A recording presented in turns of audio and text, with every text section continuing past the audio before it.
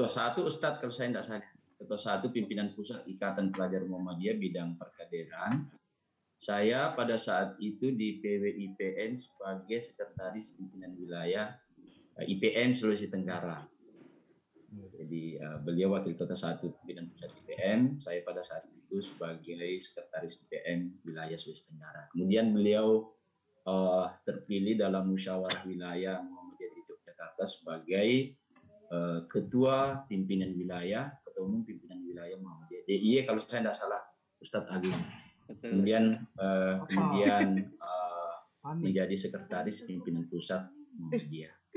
Saya kemarin kirimkan foto jadul itu Ustadz Agung ke Mas Samsudin, Muhammad Samsudin. Ada foto kita waktu latihan DAI 3 tingkat nasional di Kaliurang.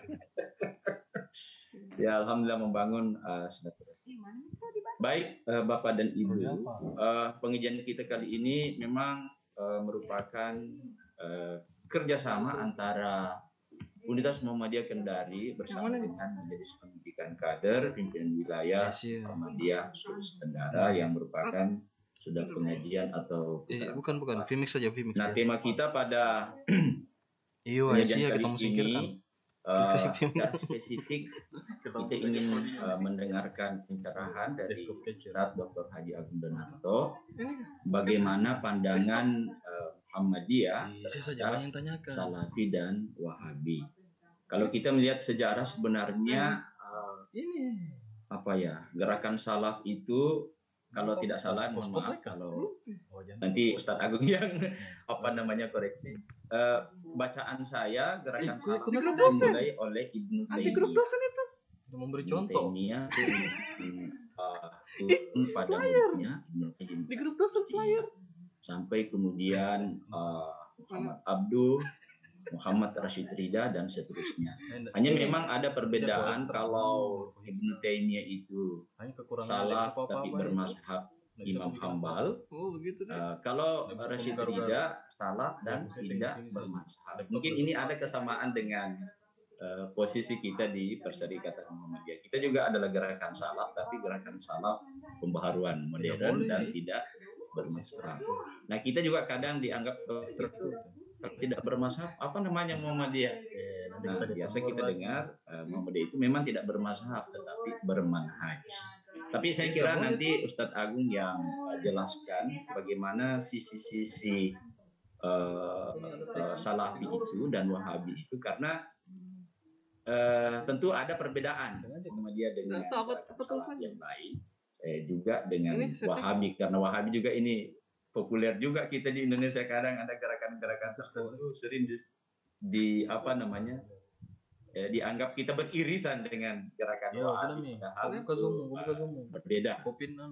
Ya, saya kira itu sebagai pengantar kami, saya sebagai Ketua MPK PWM menyampaikan terima kasih yang sebesar-besarnya kepada Bapak Ustadz Dr. Haji Agung Donarto yang telah meluangkan waktunya di sela-sela kesibukan beliau yang rencananya itu kita pagi tapi beliau nampaknya ada kesibukan yang tidak bisa ditinggalkan waktu pagi hari, maka beliau minta jam-jam 8 atau jam 9. Akhirnya kami sepakat dengan teman-teman di sini Pak Ustadz jam 9 waktu Indonesia Barat, di sini waktu Indonesia Tengah jam 10. Saya kira itu barangkali. Terima kasih. Nun wal qalami wa ma yasturun. Nasrul minallah wa basyiril mu'minin. Wassalamualaikum warahmatullahi wabarakatuh. Waalaikumsalam warahmatullahi wabarakatuh. Terima kasih Pak Mustam atas sambutannya selaku Ketua MPK PWM Sultra. Selanjutnya mari dengan secara seksama. Sebelumnya saya ingin menyampaikan pula bahwa ada adik-adik mahasiswa bertanya ke saya. Saya kira Muhammadiyah, Salafi, dan Wahabi memiliki kesamaan, yakni kembali kepada Al-Quran dan Sunnah. Kenapa harus ada pandangan Muhammadiyah terhadap Salafi dan Wahabi? Jawab, insya Allah kita akan mendengarkan secara detail penjelasan dari beliau. Dan Bapak Ibu, tulisan beliau ini pernah dimuat di Suara Muhammadiyah yang konsen membahas tentang pandangan Salafi dan Wahabi. Itu mari Kita dengarkan secara seksama penjelasan pemaparan materi dari Ustadz Haji Agung Danarto Emal. Kepadanya disilakan. Baik. Assalamualaikum warahmatullahi wabarakatuh. Waalaikumsalam warahmatullahi wabarakatuh. Alhamdulillah wa syukurillah wa la haula wa la quwata illa billah wa la na'budu illa iyyah. Asyhadu an la ilaha illallah wa asyhadu anna Muhammadan abduhu wa rasuluh. Amma ba'du. Yang kami hormati Ketua Majelis Pendidikan Kader PWM di Tenggara, Bapak Mustam. Yang kami hormati Bapak Rektor UM Kendari, Pak Dr. Amir Mahmud. Kemudian juga yang kami hormati segenap pimpinan, baik pimpinan wilayah Muhammadiyah, pimpinan wilayah Aisyah, pimpinan Ortom, atau juga pimpinan universitas yang hadir dalam kesempatan kali ini, dan juga yang kami hormati semua jamaah Zumiyah yang hadir pada kali ini yang dimoderatori oleh Mas Yusuf. Alhamdulillah Rabbil Alamin, bersyukur kehadirat Allah Subhanahu wa Ta'ala, kita masih diberi kesempatan untuk bermuajahah di bulan Ramadan ini, untuk kemudian berdiskusi, untuk thalabul ilmi, untuk memperdalam pemahaman-pemahaman keagamaan yang sudah kita miliki. Mungkin sebelumnya saya mohon izin untuk share screen terlebih dahulu.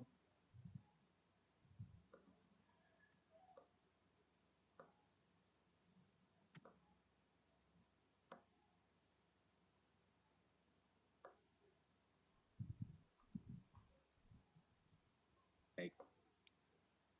Sudah bisa masuk screen saya? Ya. Sudah ya? Ya. Baik, terima kasih. Pada kesempatan kali ini saya diminta untuk bersama-sama kita berbicara tentang kaitannya Muhammadiyah dengan Salafi dan dengan Wahabi. Nah, kita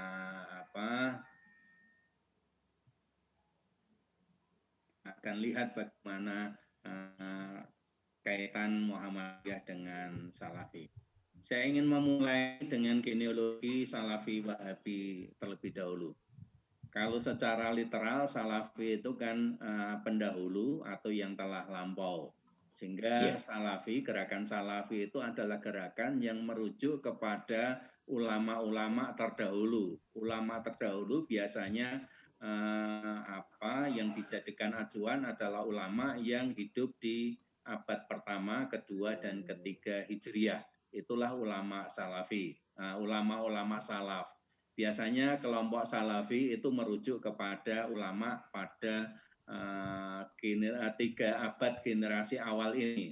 Tapi kita akan tahu bahwasanya ternyata tidak semua ulama generasi awal itu dirujuk oleh gerakan Salafi.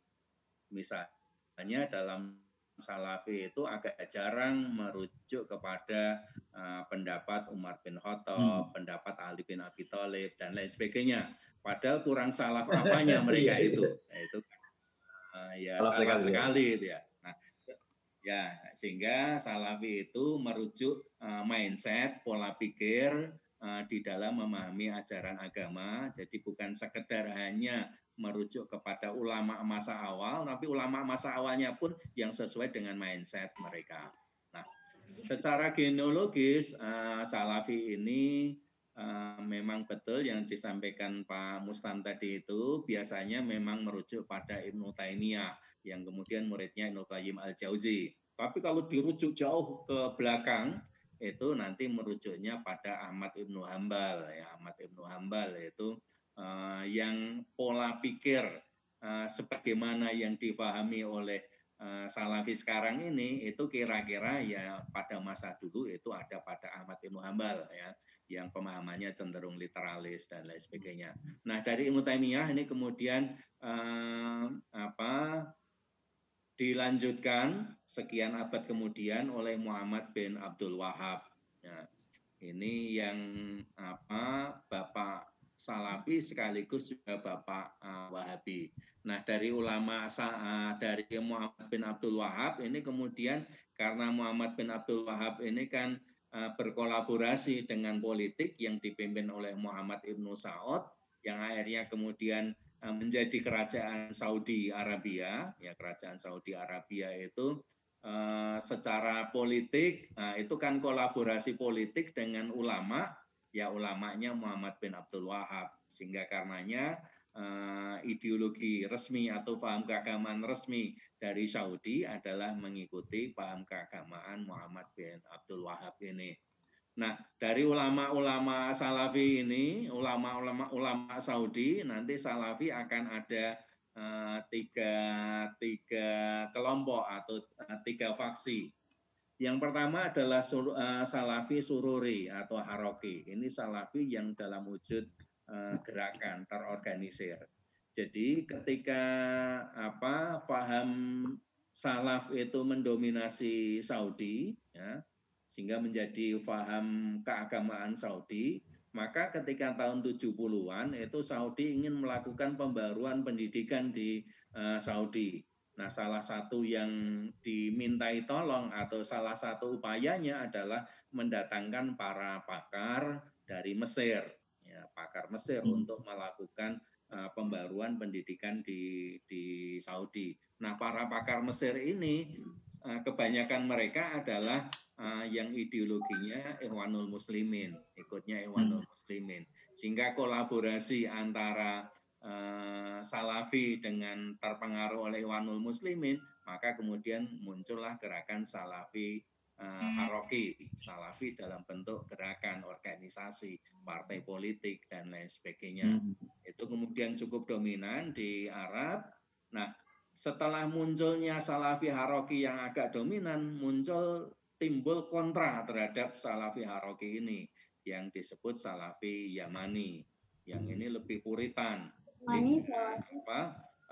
Di dalam berdakwah tidak memakai organisasi, karena organisasi itu pada masa Nabi itu tidak ada, sehingga tidak boleh pakai organisasi. Organisasi itu bid'ah. Sehingga kalau mendengar ada ungkapan organisasi itu bid'ah, ini dari Salafi Yamani, Salafi yang puritan ini. Ya dakwah ya langsung dakwah saja, nggak perlu pakai organisasi. Bahkan mereka katakan organisasi itu asobiyah, gitu ya, sehingga bid'ah dan lain sebagainya.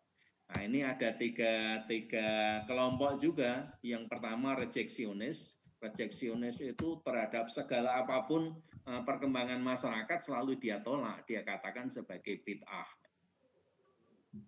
Kan bukan fair. Sehingga takfiri itu nanti juga dari rejeksionis ini. Kemudian yang kedua, kooperatif itu relatif bisa bekerja sama dengan pemerintahan lokal, bisa bekerja sama dengan yang lainnya. Kemudian yang ketiga, Salafi yang tantimi, yang berusaha membuat jejaring, walaupun tidak organisasi tetapi jejaring. Nah, dari Salafi yang bentuk ketiga adalah Salafi jihadi. Kalau yang Salafi Haroki itu menggunakan organisasi, menggunakan partai politik untuk berdakwah, kalau Salafi jihadi ini ya sudah, pokoknya berjihad. Nanti akan memberikan pengaruh kepada ISIS, terus kemudian kepada ya terutama yang nampak sekali adalah ISIS itu. Nah, beberapa ajaran dari Salafi Wahabi ini bisa kita lihat, misalnya orang yang beribadah kepada selain Allah adalah kafir, karena itu boleh dibunuh. Jadi dalam paham Wahabi, apalagi ketika dulu Muhammad bin Abdul Wahab sedang membangun negara bersama Muhammad Ibnu Saud, maka ini paham mereka yang pertama adalah yang tidak beribadah kepada Allah adalah kafir, dan orang kafir itu kan halal darahnya. Kemudian yang kedua, oleh karena Allah Maha Esa dalam menerima ibadah, maka tidak boleh berdoa kepada Allah melalui perantara. segenap wasilah, ya perantara dalam berdoa, entah itu perantaranya dengan menyebut ulama hebat pada masa lalu, menyebut syekh dan lain sebagainya, mereka katakan ini sebagai bid'ah, tidak boleh dalam agama, dalam berdoa. Kemudian yang ketiga, meminta pertolongan kepada syekh atau wali yang sudah mati, baik untuk mendapatkan jodoh, anak, rezeki, keselamatan, lulus ujian, kedudukan dalam politik dan lain sebagainya, menurut Wahabi ini adalah syirik, ya, kemusyrikan.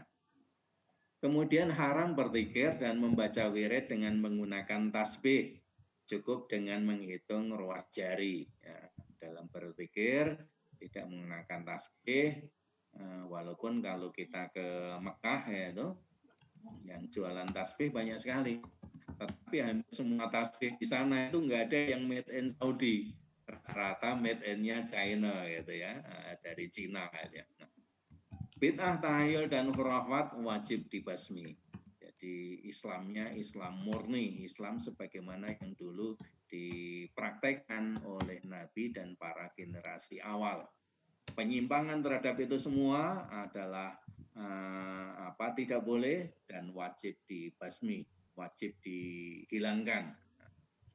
Termasuk perbuatan bid'ah adalah memperingati Maulid Nabi SAW, menyelenggarakan halaqah dzikir, membaca kitab manaqib, kitab tawasulat, dan dalailul khairat. Nah, ini di Indonesia kan banyak juga yang kemudian membid'ahkan peringatan Maulid Nabi, kemudian halaqah dzikir, manaqiban, dan lain sebagainya. Pintu istihad tidak tertutup, kemudian jadi terus bisa ada istihad. Tidak boleh taklid dalam beragama, ini dari Wahabi. Sumber ajaran Islam hanya Al-Quran dan Sunnah yang difahami secara literal. Jadi sumber ajaran itu ya Quran dan Sunnah. Pemahamannya bagaimana? Pemahamannya literal. Istihad bukan merupakan sumber, melainkan metode.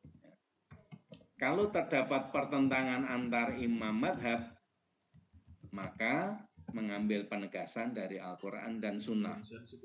Ya, secara doktriner mereka mengatakan tidak bermadhab, ya tidak bermadhab. Tapi dalam prakteknya Wahabi atau sebagian besar dari orang di Saudi Arabia adalah pengikut madhab Hambali. Nah, kemudian kita lihat genealogi dari Muhammadiyah untuk melihat bagaimana irisan Muhammadiyah dengan Wahabi. Kalau dari pemikiran pembaharu Islam, paling tidak Muhammadiyah itu terpengaruh oleh 4 tokoh besar. Yang pertama Muhammad bin Abdul Wahab, kemudian yang kedua Rashid Ridho, yang ketiga Muhammad Abduh, yang keempat Al-Afghani. Nah, keempat ini dalam pemikiran tidak semuanya sama. Kalau Muhammad bin Abdul Wahab itu pemikirannya adalah arruju ila Quran wa sunnah, tetapi dengan cara literal, memahami Quran dan sunnah dengan mengandalkan pemaknaan tekstual dari apa yang ada dalam Quran dan sunnah. Kalau Muhammad Abduh, ruju ila Quran wa sunnah, tetapi dengan menggunakan akal pikiran. Jadi yang Muhammad bin Abdul Wahab sangat literal sekali, sementara kalau Muhammad Abduh itu dalam memahami ajaran agama itu dengan pemahaman secara menggunakan akal. Nah, menggunakan akal. Bahkan Muhammad Abduh itu dikenal sangat rasional. Ada yang menyampaikan bahwa Abduh itu penggunaan akal menurut Abduh itu lebih melebihi dari Mu'tazilah, ya karena saking rasionalnya tadi itu. Kemudian keterpengaruhan Muhammadiyah dari Muhammad Abduh, yang pertama tadi penggunaan akal, ya akal pikiran, itu Muhammadiyah sangat terpengaruh sekali pada Abduh, sehingga karenanya kalau kita lihat dalam MKCH itu kan Muhammadiyah bersumber kepada Al-Quran dan Sunnah dengan menggunakan akal pikiran. Walaupun akal pikirannya bukan akal pikiran yang bebas, tetapi akal pikiran yang sesuai dengan jiwa ajaran Islam. Itu bedanya dengan Abduh. Kalau Abduh menggunakan akal pikiran, mungkin cenderung liberal, kalau Muhammadiyah tetap menggunakan jiwa ajaran Islam. Ini keterpengaruhannya sama-sama rujuk ila Quran wa Sunnah, Abdul Wahab literal, Abduh dengan menggunakan akal pikiran. Nah, kalau Al-Afghani ini pembaru Islam yang ingin ingin memajukan umat Islam dengan cara politik. Abduh ini sebenarnya misi politik yang dibawa itu ada dua. Yang pertama pan-Islamisme, ya pan-Islamisme itu ya semacam khilafah Islamiyah lah kira-kira, karena seluruh umat Islam di bawah satu kepemimpinan tunggal. Tapi pan-Islamismenya itu tidak merujuk kepada Turki Utsmani, tapi baru pada gagasan, gitu ya, pada gagasan pentingnya umat Islam seluruh dunia di bawah satu kekuasaan pemerintahan. Ini Al-Afghani. Tetapi di sisi yang lain, Al-Afghani juga mengobarkan semangat nation state. Ketika di Afghanistan, ketika di Pakistan, kemudian ketika ke Mesir, bahkan juga ketika ke Turki, memberikan semangat nation state. Nah, yang kemudian membawa pengaruh pada Muhammadiyah adalah paham nation state-nya itu, yang kemudian para tokoh Muhammadiyah itu ikut membidani lahirnya Negara Kesatuan Republik Indonesia. Kemudian dari Rashid Ridha itu Muhammadiyah terpengaruh pada aspek rujuk ila Quran wa Sunnah, tetapi dengan menggunakan hadis-hadis yang yang makbul, hadis yang bisa diterima. Termasuk Rashid Ridha ini sebenarnya juga agak sufi dia, agak sufi orangnya. Nah, ini nanti dalam tingkat sufi barangkali yang masuk lewat Rashid Ridha adalah kezuhudannya. Orang Muhammadiyah kan rata-rata zuhud. Nah, ini barangkali juga terpengaruh dari Rashid Ridha. Ini 4 tokoh besar dari gerakan pembaruan Islam yang banyak memberikan pengaruh kepada Muhammadiyah. Tetapi selain itu, inovasi dan pemahaman dari Kiai Dahlan sendiri yang luar biasa. Kalau Kiai Dahlan, saya kira terpengaruhnya pada 2 hal, ya. Selain yang orisinal dari Kiai Dahlan.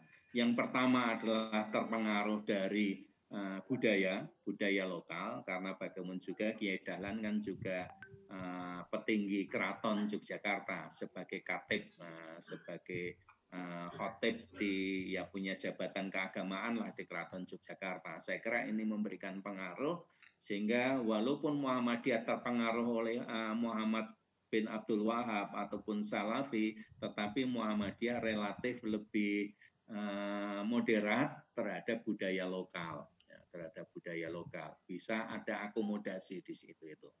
Kemudian juga pergaulan Kiai Dahlan dengan orang-orang Belanda. Nah, ini memberikan pengaruh pada Kiai Dahlan, ya, pergaulannya dengan orang Belanda itu pada gerakan bentuk-bentuk amal usaha yang dilakukan. Sekolah, rumah sakit, kepanduan, itu hampir semuanya adalah meniru dari apa yang sudah ada dilakukan oleh pemerintah Belanda. Kemudian terpengaruh oleh gerakan modernis di Indonesia dalam hal berorganisasi. Di antara tokoh-tokoh pemikir Islam pembaru 4 ini nggak ada yang kemudian berdakwah dengan menggunakan organisasi. Nah, Muhammadiyah menggunakan organisasi itu karena terpengaruh oleh Budi Utomo. Termasuk Kiai Dahlan itu kan belajar organisasi kepada Budi Utomo. Tapi yang paling orisinal dari Muhammadiyah adalah gerakan amal soleh. Bahwa orang Islam itu ketika beriman tidak cukup dengan mengatakan saya beriman, tidak cukup hanya mengatakan bahwa saya beriman dengan kata-kata, tetapi harus dipraktekkan dalam bentuk amal.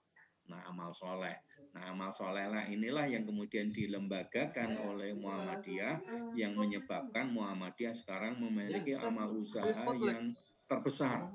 Bahkan kata Robert Hefner dalam pengajian Ramadan kemarin, dia seorang sosiolog dari Boston University yang banyak melakukan penelitian Islam di Indonesia, yang mengatakan bahwa Muhammadiyah itu tidak ada tandingan dan tidak ada bandingannya di muka bumi ini. Bukan hanya di dunia Islam, tetapi juga di seluruh umat yang ada di muka bumi ini dalam hal menggerakkan dan memiliki amal usaha, terutama di bidang pendidikan dan kesehatan. Inilah genealogi dari Muhammadiyah, bahwa secara genealogis itu terpengaruh pada 4 tokoh.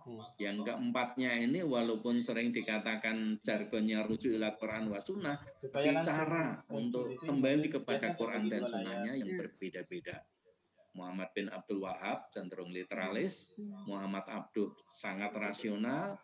Kalau Afghani untuk memajukan umat Islam harus masuk ke wilayah politik.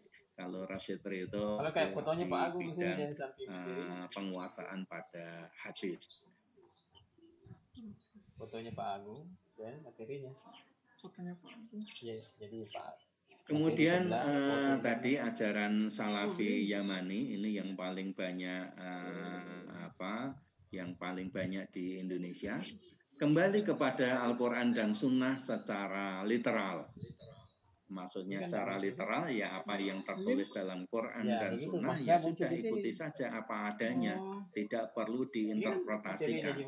Nah, karena tidak perlu diinterpretasikan, maka hadis-hadis Nabi yang menunjukkan bagaimana praktek kehidupan keseharian Nabi itu ingin ditiru habis-habisan oleh mereka, mengenai bagaimana cara Nabi makan dengan 3 jari, bagaimana memelihara jenggot, bagaimana celananya cingkrang, bagaimana naik onta dan lain sebagainya, itu ingin ditiru persis secara literal terhadap apa yang ada di dalam hadis tadi itu. Nasiruddin Albani ini salah satu tokoh dari Salafi Yamani ini yang lebih radikal dalam mengikuti hadis. Pokoknya dalam pemikiran mereka hadis itu kalau sudah sahih, sudah amalkan saja, nggak usah tanya-tanya, nggak usah dipikir-pikir. Itulah sebagai bentuk mengikuti hadis Nabi. Prakteknya sama dengan yang dilakukan oleh Nabi. Kemudian yang kedua adalah al-wala wal bara'. Al-wala itu setia kepada pemimpin Muslim, ya harus setia kepada pemimpin Muslim, dan al-bara' harus melakukan penolakan kepada pemimpin yang non-Muslim. Mereka tidak mau dipimpin oleh non-Muslim. Yang ketiga, menolak Syiah karena kultus imam dan penolakannya kepada 3 khalifah. Ini Salafi ini sangat anti kepada Syiah, yang kemudian berlanjut pada pemerintahan Saudi. Itu selalu konflik dengan Iran yang hampir nggak pernah ketemu. Jadi di dunia Islam ini sekarang ini ada tiga negara yang selalu bersaing untuk memperebutkan kepemimpinan dunia Islam. Yang pertama Saudi, yang kedua Iran, yang ketiga Turki. Ya, kalau Saudi itu karena pusat peribadatan haji ada di sana, kemudian secara ekonomi dengan minyaknya itu luar biasa, mereka ingin menjadi pemimpin dunia Islam. Iran begitu juga, secara ekonomi teknologi itu kan juga Iran termasuk terkemuka, di samping sebagai pusatnya Syiah. Kalau Turki karena masa lalu. Yang keempat, al-amru bil ma'ruf wan nahyu 'anil munkar, ya, keras kepada kemungkaran. Ini ajaran Salafi ini. Ini tokoh-tokoh Salafi. Muhammad Nasiruddin Albani, Syekh bin Bas, Abdul Muhsin Al-Abbad, Syekh Mubil bin Hadi Al-Wad'i, Syekh Rombi bin Hadi, kemudian Jamaah Salafiyah Muhtasibah. Nah, kalau yang Salafi Haroki Pemikirannya menggabungkan pilar sentral pemikiran Salafi berupa tauhid. Jadi Salafi Muhammad bin Abdul Wahhab itu kan inti ajarannya pada tauhid. Dan dengan pemikiran sentral Ikhwanul Muslimin berupa hakimiyah. Tidak ada hukum kecuali Allah. La hukma illa lillah. Wala hakima illallah. Ya, tidak ada hukum kecuali hukum Allah. Ini menggabungkan pemikiran ini, tauhid dan tidak ada hukum kecuali hukum Allah. Sehingga salah satu ayat yang populer, wa man lam yahkum bima anzalallah fa ulaika humul kafirun. Wa man lam yahkum bima anzalallah fa ulaika humul zalimun, dan seterusnya. Itu ada 3 ayat yang berkaitan dengan itu. Mengawinkan ideologi Sayyid Qutb dengan keyakinan Wahhabisme, menghubungkan eksklusivisme Salafisme dengan oposisi Ikhwanul Muslimin terhadap rezim-rezim sekuler, kemudian menolak rezim Muslim yang ada semuanya ditolak karena tidak bersumber kepada tauhid, tidak berhukum dengan hukum Allah, ya, tetapi ada hukum negara, ya, semuanya ditolak kecuali Saudi yang mereka anggap masih satu-satunya yang merepresentasikan negara Islam yang murni. Salafi Haraki terbagi menjadi 2. Yang pertama revolusioner ala Sayyid Qutb. Kelompok ini menjadi pendukung organisasi jihad internasional seperti Al-Qaeda, Jamaah Islamiyah, JI, ISIS. Kemudian non-revolusioner ala Hasan al-Banna. Kelompok ini yang kemudian mendirikan partai politik yang berbasis Salafi di Kuwait, Yaman, dan Mesir. Kalau di Indonesia yang terinspirasi oleh Hasan al-Banna adalah PKS. Ini tokoh Salafi Haraki atau Sururi, Muhammad Surur bin Nayef Zainal Abidin. Ini kenapa disebut sebagai Salafi Sururi, merujuk kepada Syekh ini, Muhammad Surur ini. Sawar al-Hawali, Salman al-Auda, Aiman al-Zuwairi, dan Gerakan As-Sahwah al-Islamiyah ini di Saudi. Doktrin Salafi Jihadi, ini Salafi Jihadi yang ketiga, orang hidup harus bertauhid, tidak bertauhid kafir, dan boleh dibunuh. Ini yang kemudian menjadi doktrin hampir semua gerakan jihadi, baik ISIS, Jamaah Islamiyah, dan lain sebagainya, termasuk yang melakukan bom jihad, bom bunuh diri. Mereka menganggap bahwa orang lain itu sebagai kafir, dan yang kafir itu bukan hanya mereka yang tidak beragama Islam, tetapi yang berada di luar kelompoknya itu dikatakan sebagai kafir, sehingga ketika bom bunuh diri, ketika melakukan pengeboman banyak korbannya dan lain sebagainya, mereka anggap bukan sebagai dosa, tetapi itu sebagai jihad yang tidak apa-apa orang lain itu terbunuh. La hukma illa lillah, ya, sehingga karenanya negara sekuler harus diganti karena tidak ada hukum kecuali hukum milik Allah. Sehingga negara harus menegakkan hukum seperti yang ada dalam Quran dan Sunnah. Di antaranya adalah hukum potong tangan, kemudian hukum pancung, dan untuk pezina dihukum lempari batu dan lain sebagainya itu. Kemudian al-wala dan wal-bara harus setia kepada pemimpin muslim dan menolak pemimpin kafir. Kemudian kewajiban untuk jihad. Dan yang kelima, takfir. Mereka menganggap orang di luar kelompoknya adalah orang kafir dan mudah bagi mereka untuk melakukan takfir, menganggap orang lain sebagai kafir.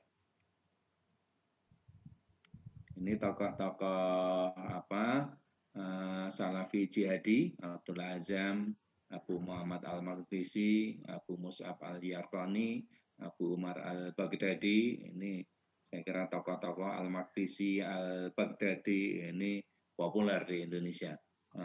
BIN itu sering menyebut itu, Abu Hamzah Al-Muhajir. Nah, kalau Salafi di Indonesia ini ya sumbernya awal mula dari Saudi Arabia. Kemudian ada kampanye Wahabisme dan Salafisme. Ini di Indonesia banyak yang ikut jaringan di Wahabi Salafisme adalah alumni dari Libya. Kemudian mereka yang dapat beasiswa dari Saudi, kemudian jaringan Salafi Saudi yang ada di Indonesia. Tapi sebenarnya tidak semua perguruan tinggi di Saudi itu penganut Salafi. Tidak semua perguruan tinggi. Bahkan konon perguruan tingginya relatif netral.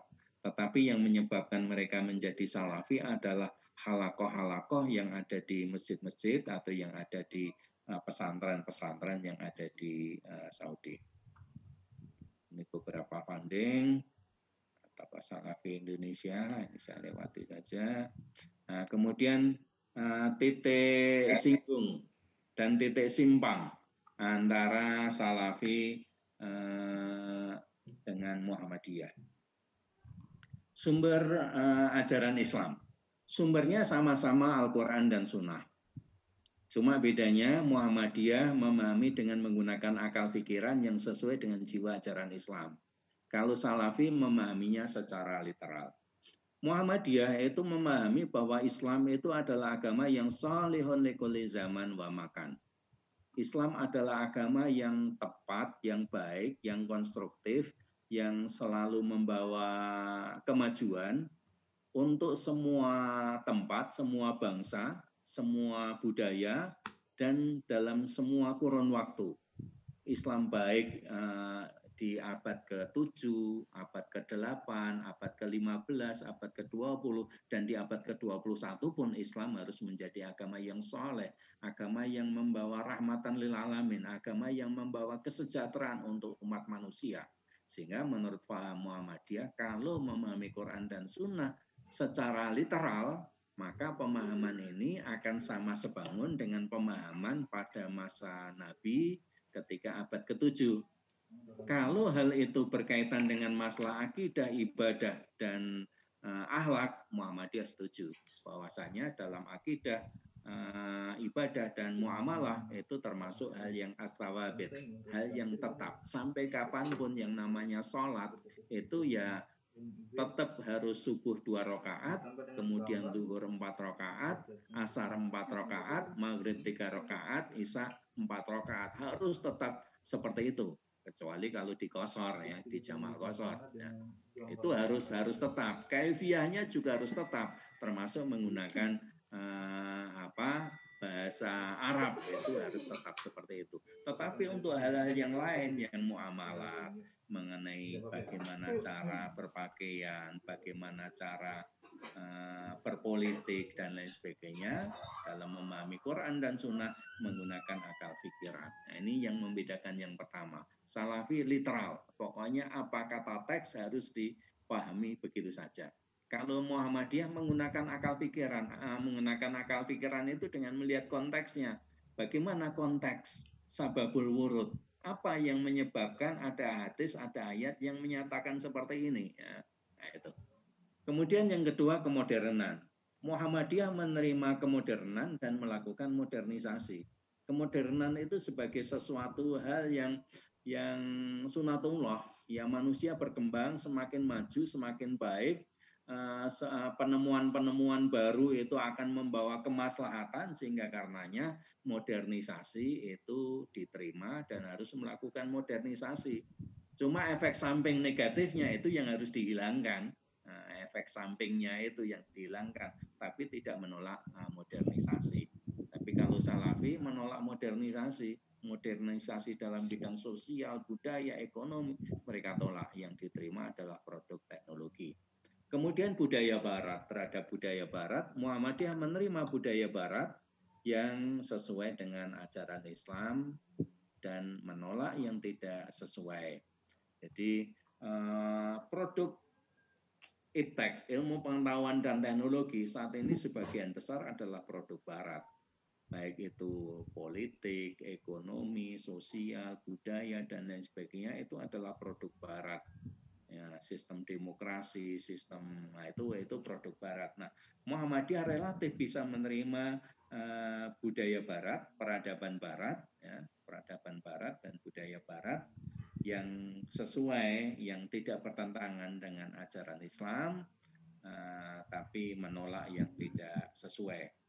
Tapi kalau Salafi menolak budaya Barat, semua budaya Barat adalah menolak, sehingga karenanya orang Salafi itu termasuk yang tidak mau mengikuti pemilu, karena mereka anggap pemilu itu adalah demokrasi, sistem demokrasi, dan itu bagian dari nation state, negara bangsa. Nah, itu produk pemikiran orang kafir, itu produk pemikiran orang Barat. Mereka menolak untuk ikut pemilu. Nah, Muhammadiyah enggak, Muhammadiyah bisa menerima nation state, bisa ikut pemilu, kemudian milih juga, mendukung partai politik tertentu juga, itu yang dilakukan oleh Muhammadiyah. Kemudian untuk budaya lokal, Muhammadiyah menerima budaya lokal dan melakukan islamisasi terhadap budaya lokal yang tidak sesuai. Jadi budaya-budaya lokal seperti mungkin budaya Syawalan ketika bulan Syawal atau halal bihalal, itu relatif kemudian bisa diterima. Atau mungkin budaya Maulid Nabi relatif bisa diterima. Di Muhammadiyah kan tetap ada juga yang melakukan peringatan Maulid Nabi, hanya kemudian melakukan islamisasi terhadap budaya lokal yang tidak sesuai. Nah, itu. Sementara Salafi menolak budaya lokal dan mengacu pada budaya Arab yang tergambar dalam hadis. Bahkan dalam kesehariannya, termasuk dalam berpakaian, ya, kan terlihat kalau orang Muhammadiyah berpakaian itu sehari-hari ya mengikuti budaya saja, ya pakai batik, kemudian pakai kemeja, celana panjang, dan lain sebagainya. Itu sebagai bentuk penerimaan terhadap budaya lokal. Tapi kalau tidak sesuai yang masih bisa diislamisasikan, ya dilakukan islamisasi. Tapi kalau budaya lokal yang tidak mungkin untuk diislamisasikan, ya sudah tinggalkan. Saya kira banyak contoh budaya lokal yang tidak bisa diislamisasikan, kemudian ditinggalkan oleh Muhammadiyah, bahkan ditolak. Nah, sementara kalau Salafi menolak budaya lokal dan mengacu kepada budaya Arab yang tergambar dalam hadis.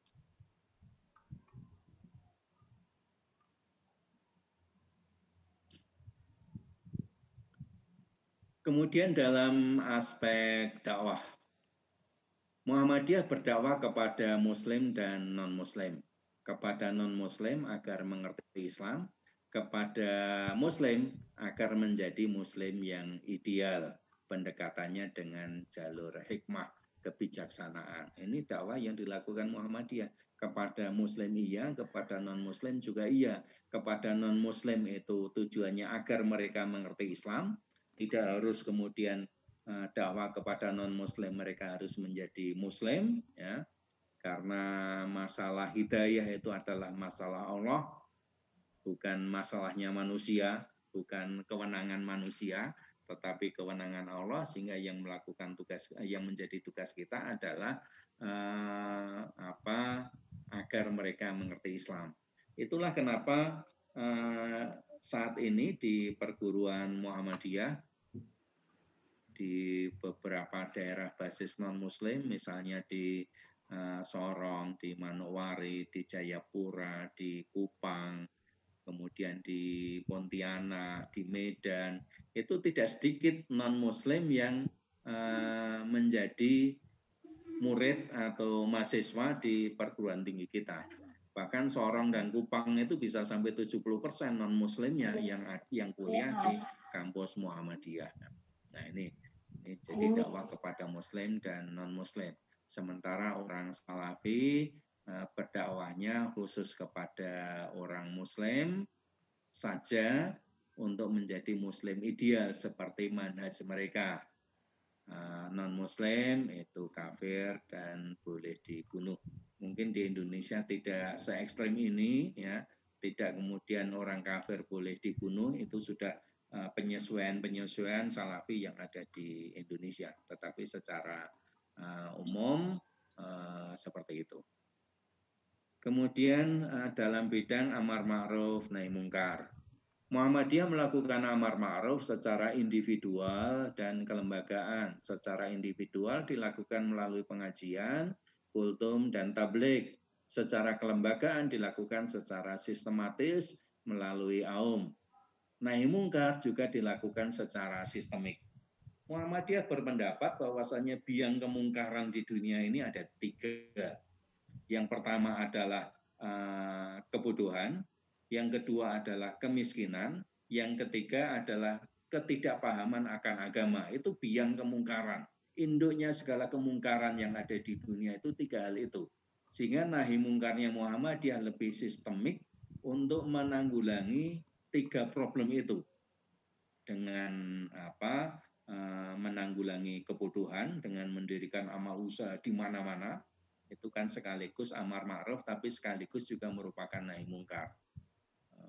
Kemudian kemiskinan, Muhammadiyah juga mendirikan penyantunan, santunan yang banyak sekali, baik itu santunan untuk anak yatim, untuk orang miskin, itu juga di mana-mana santunan, dan sekarang juga mulai digerakkan untuk gerakan ekonomi yang bisa mengentaskan kemiskinan.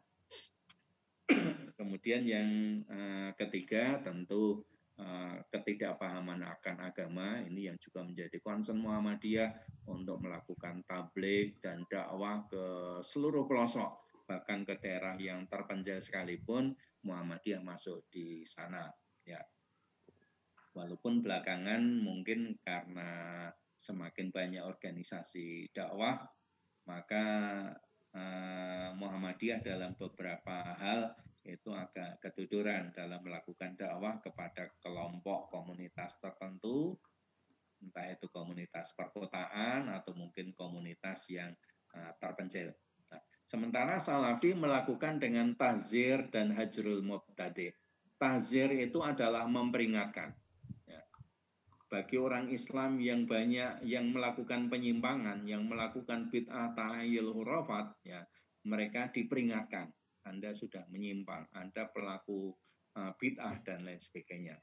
Nah, kalau sudah diperingatkan nggak bisa, ya kemudian diisolasi atau disingkirkan pelaku bid'ah tadi itu. Dianggap bukan sebagai orang Islam yang baik. Kemudian berkaitan dengan NKRI, Negara Kesatuan Republik Indonesia. Muhammadiyah mendirikan NKRI dan memperjuangkan agar NKRI menjadi baldatun thayyibatun wa rabbun ghafur.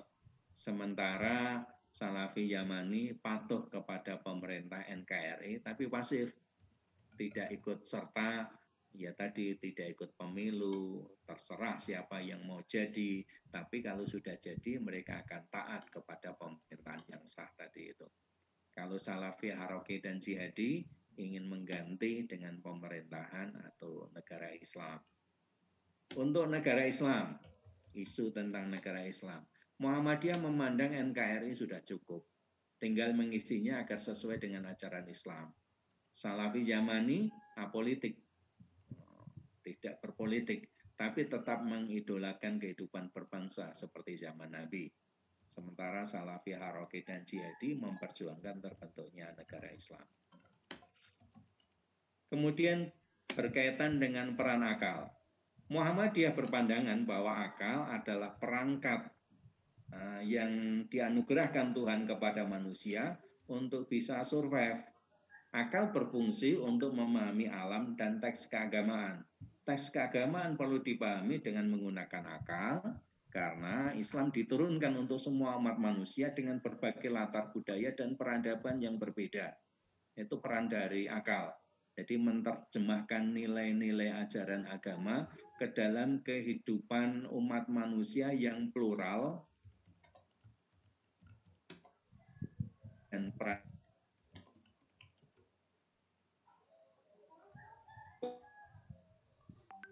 milenial, era zaman pertanian ke zaman industri, ke era zaman transportasi masih menggunakan unta sampai transportasi menggunakan pesawat, bahkan jet yang kecepatannya bisa melebihi kecepatan suara.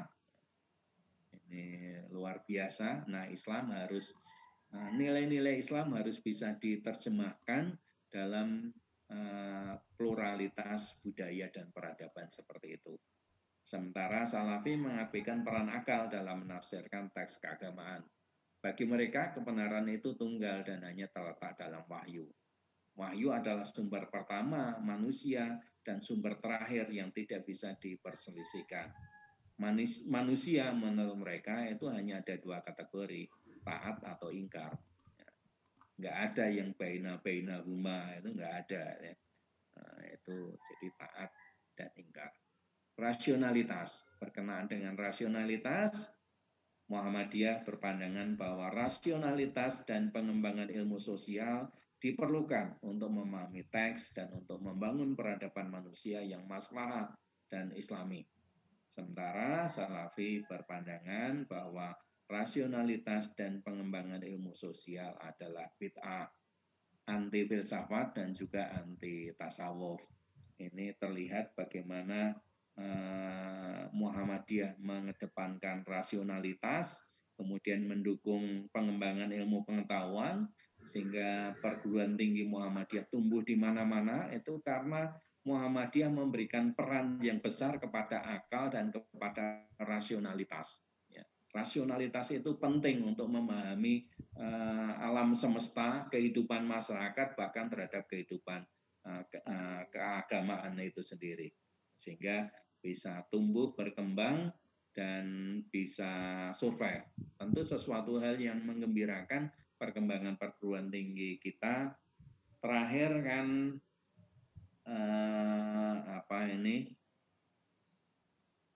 rilis yang disampaikan oleh Unirank. Unirank ketika menyampaikan rilis peringkat perguruan tinggi Islam di dunia. Sesuatu yang mengejutkan tapi menggembirakan, ternyata ada 3 universitas Muhammadiyah yang masuk dalam 10 besar universitas terbaik, universitas Islam terbaik di dunia. Ranking pertama itu Universitas Muhammadiyah Malang, itu di ranking 1. Kemudian yang di ranking 4 itu Universitas Muhammadiyah Yogyakarta, dan ranking 8 itu Universitas Muhammadiyah Surakarta. Ini sesuatu hal yang menggembirakan bagi kita semua, bahwa kerja keras kita mulai menampakkan hasilnya, prestasi-prestasi mulai nampak, kelihatan, diakui oleh dunia internasional. Salah satu sebabnya adalah karena Muhammadiyah menghargai peran akal dan rasionalitas ini. Mengembangkan ilmu sosial, tidak anti filsafat dan juga tidak anti tasawuf. Itu Muhammadiyah, agak berbeda dengan Salafi. Nah, kemudian berikutnya mengenai peran perempuan.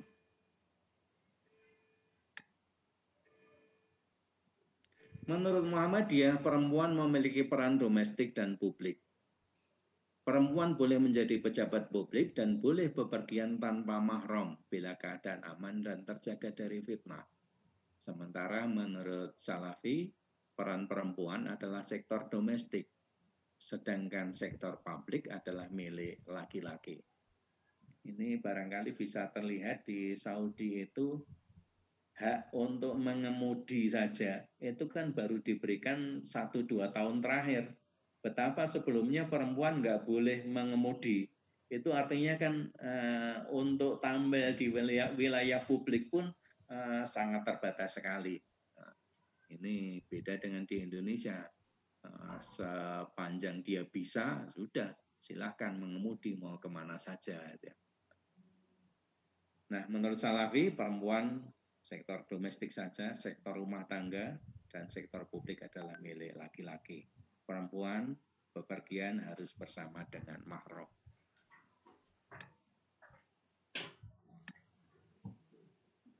Pendidikan perempuan. Menurut Muhammadiyah, perempuan sebagaimana laki-laki harus mendapatkan pendidikan setinggi-tingginya di semua bidang ilmu. Tidak ada ilmu khusus laki-laki, tidak ada ilmu khusus perempuan. Semua ilmu boleh dimasuki. Ya. Bahkan termasuk ilmu geologi, geodesi, kelautan, pertambangan yang kelihatannya adalah maco milik laki-laki, nah, ternyata menurut Muhammadiyah silahkan saja. Menurut Salafi, perempuan perlu mendapatkan pendidikan yang baik, terutama keagamaan, dan yang menopang peran domestiknya. Kalau menurut Salafi, ngapain belajar tentang pertambangan, ngapain belajar pertanian? Ya perempuan itu ya belajarnya tentang psikologi, karena nanti berperan untuk mendidik anak.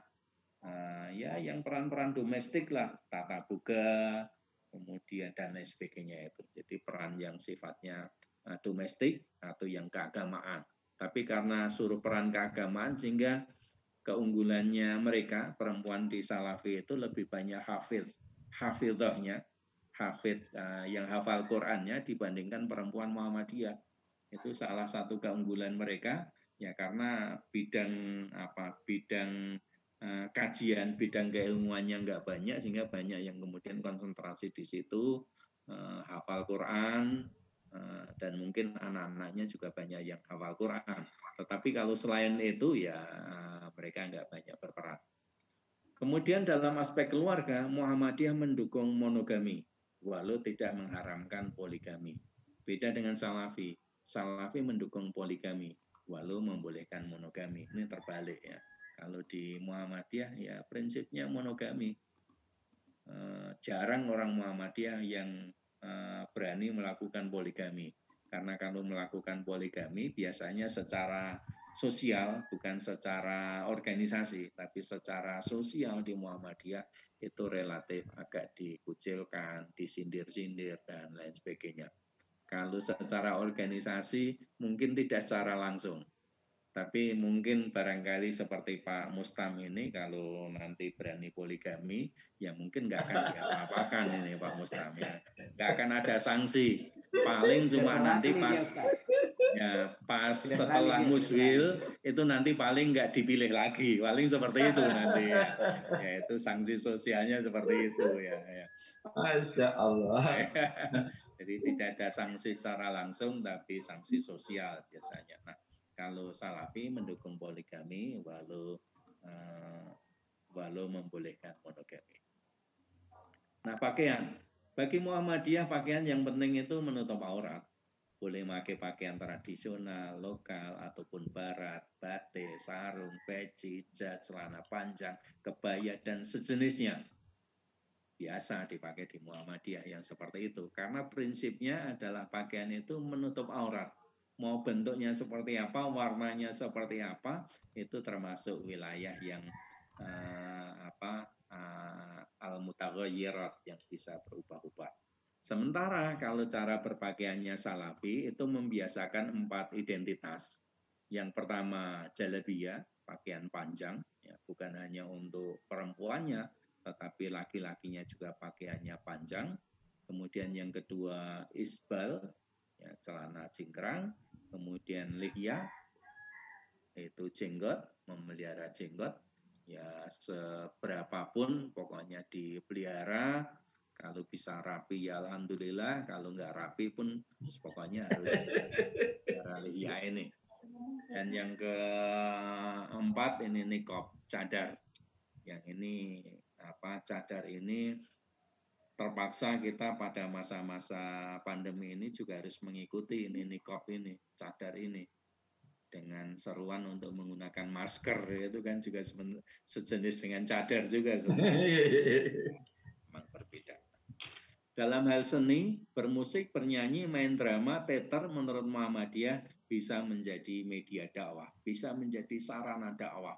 Karena menjadi sarana dakwah, maka hukumnya bisa menjadi mubah, bisa menjadi sunnah, bahkan bisa menjadi wajib, tergantung kepada ilat yang ada di situ itu. Sehingga nggak apa-apa di Muhammadiyah dikembangkan bermusik, bernyanyi, main drama, teater, dan lain sebagainya. Nah, bagi Salafi, seni jenis itu adalah bid'ah dan haram. Nonton TV, mendengarkan radio, dan hiburan adalah dilarang. makruh lah paling enggak. Sehingga nonton TV boleh, tetapi hanya untuk siaran pengajian. Radio juga begitu juga, yang hiburan itu yang nggak boleh, yang makruh. Kemudian penentuan awal Ramadan dan 1 Syawal menurut Muhammadiyah dengan hisab, menurut Salafi dengan ru'yat. Atau kalau tidak ru'yat, ya mengikuti pemerintah. Sedangkan untuk penentuan Idul Adha, Salafi mengikuti ketentuan wukuf Arafah di Saudi. Zakat fitrah menurut Muhammadiyah dalam keadaan tertentu bisa berupa uang. Bisa dibayarkan dengan menggunakan uang setelah dikonversikan per kilogram berasnya berapa harganya, dibayarkan dengan uang tidak apa-apa. Kalau Salafi harus berbentuk makanan pokok. Nah, ini harus makanan pokok. Yang dibayarkan harus beras.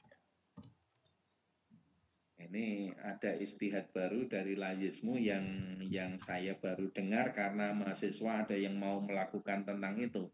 Katanya Layismu sekarang ada istihad bahwasanya zakat fitrah itu ditasarufkan tidak harus pada malam menjelang hari raya, tapi bisa ditasarufkan sepanjang tahun, gitu ya.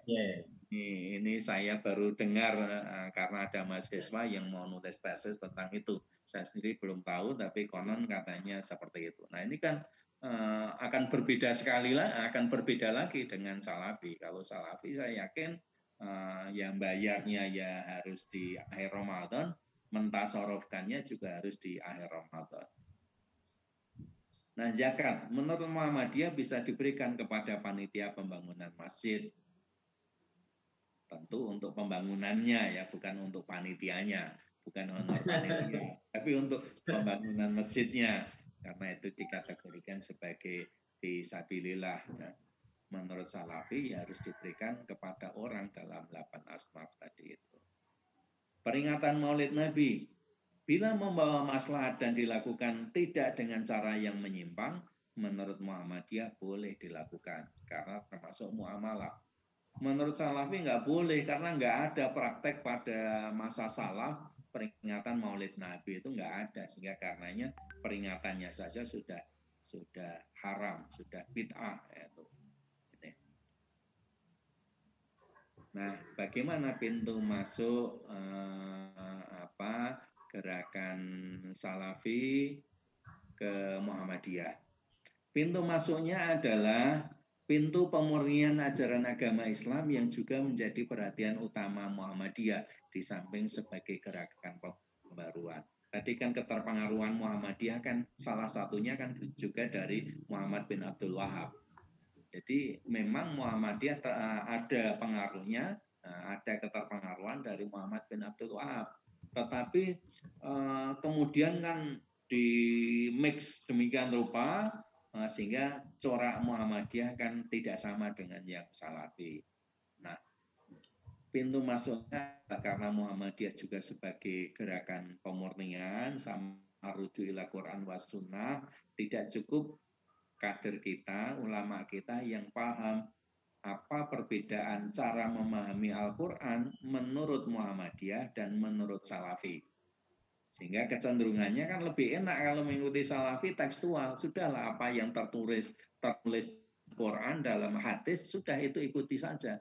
Kalau di Muhammadiyah kan harus ini apa sababun nuzulnya, konteksnya seperti apa, kemudian nilai-nilai substansialnya seperti apa. Kalau diterapkan pada saat ini, apakah ini sesuai dengan semangat nilai-nilai Qur'annya atau malah justru sebaliknya. Sebaliknya itu kan dikaji sehingga aspek Salafi pintu masuknya adalah pada itu, pada aspek pemurnian di dalam Muhammadiyah sendiri yang dikedepankan.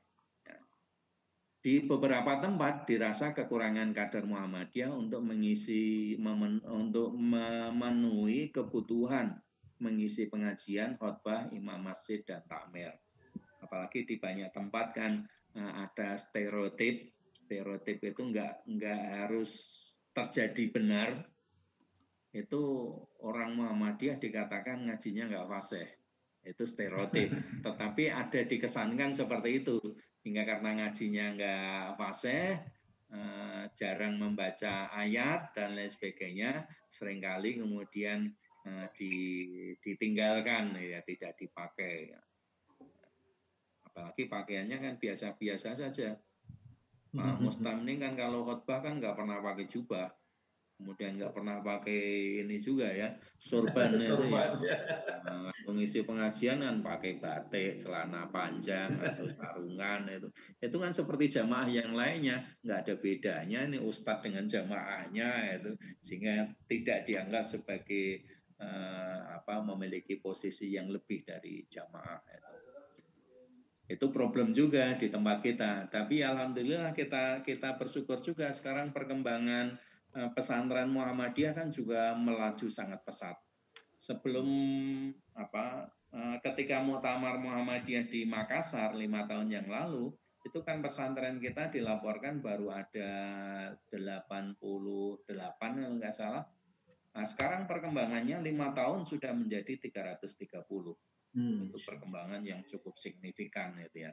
Cuma perkembangan signifikan ini kalau nggak hati-hati ya, tidak disiapkan ustadznya, nah lagi-lagi nanti ngambil ustadz dari Salafi, jadi kaderisasi Salafi juga ya. Problem. Kemudian anak-anak Muhammadiyah yang pulang dari Timur Tengah, khususnya Saudi, Yaman, Syria, dan Pakistan. Tapi ini sudah mulai kita antisipasi dengan kita mendirikan PCIM.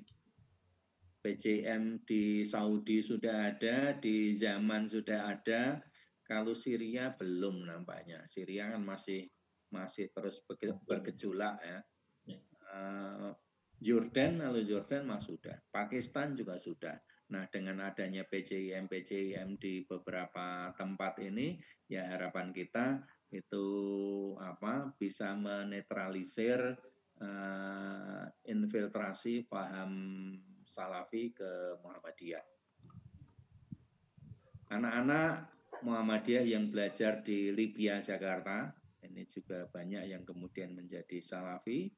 Ma'had kerjasama Muhammadiyah dengan AMCF di 14 PTN. Pada beberapa waktu yang lalu agak terasa, tapi saat ini ma'hadnya yang 14 PTN ini alhamdulillah semuanya sudah diserahkan pada Muhammadiyah. Sehingga secara perlahan itu nanti menjadi salah satu basis dari kaderisasi di Muhammadiyah. Kalau dulu kan pengelolanya masih dari AMCF, ustadznya yang menentukan mereka, yang gaji mereka. Nah, kalau sekarang sudah diserahkan pengelolaannya pada Muhammadiyah, mudah-mudahan nanti bisa dikelola dengan sebaik-baiknya untuk memperkuat jaringan dakwah di Muhammadiyah. Baik, saya kira itu yang saya sampaikan sebagai awalan untuk kita berdiskusi. Mudah-mudahan nanti masih ada waktu untuk kita berdialog. Terima kasih. Nasrun minallahi wa fatun qarib wa basyiril mu'minin. Assalamualaikum warahmatullahi wabarakatuh. Waalaikumsalam.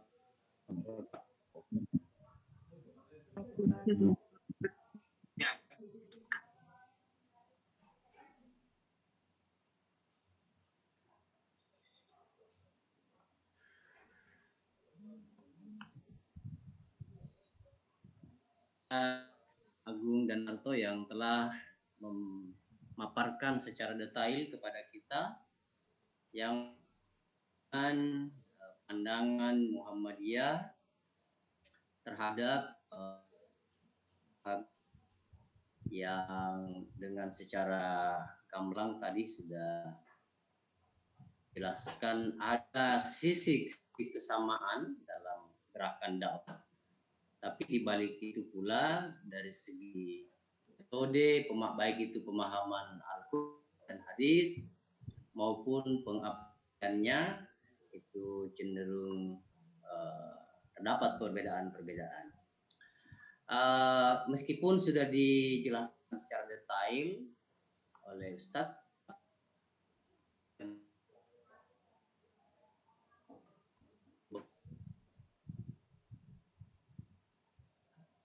Ibu di Universitas Muhammadiyah Kendari, angkatan muda maupun anak-anak kita, mahasiswa yang turut bergabung di Zoom ini. Bagi yang mau menyampaikan pertanyaan, boleh di kolom chat supaya kami bisa membacakan. Boleh juga langsung berinteraksi langsung dengan narasumber. Dengan demikian kami buka sesi diskusi ini. Insya Allah Ustadz, kita akhiri 5 menit sebelum jam 12 waktu Indonesia Tengah. Mohon perkenaan waktunya untuk bersama-sama dengan kami. Dan sebelum kita menutup, nanti ada sambutan dari Bapak Rektor Universitas Muhammadiyah Kendari. Monggo Bapak Ibu.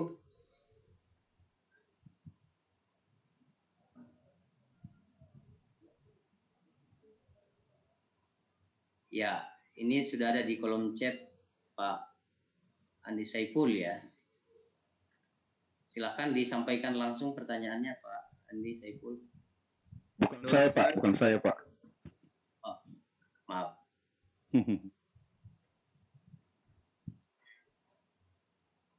Oh ya Pak Saiful ya. Nah, silakan Pak Saiful.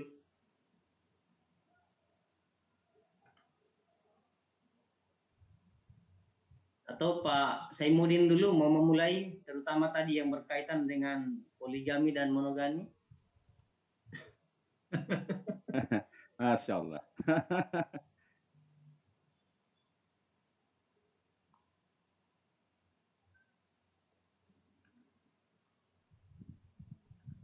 Siapa tahu ada yang bertanya di kolom chat, Ustadz Yusuf. Sementara belum ada ini, Ustadz. Oh iya.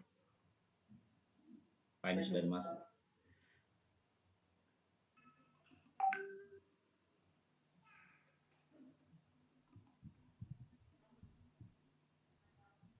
Ada di kolom chat satu pertanyaan, Ustadz Yusuf. Baik. Ini dari Pak Ahmad ya. Apakah Pak Ahmad yang di Universitas Muhammadiyah Kendari atau di luar? Saya bacakan Ustaz ya. Assalamualaikum warahmatullahi wabarakatuh. Saya mau bertanya soal berpakaian.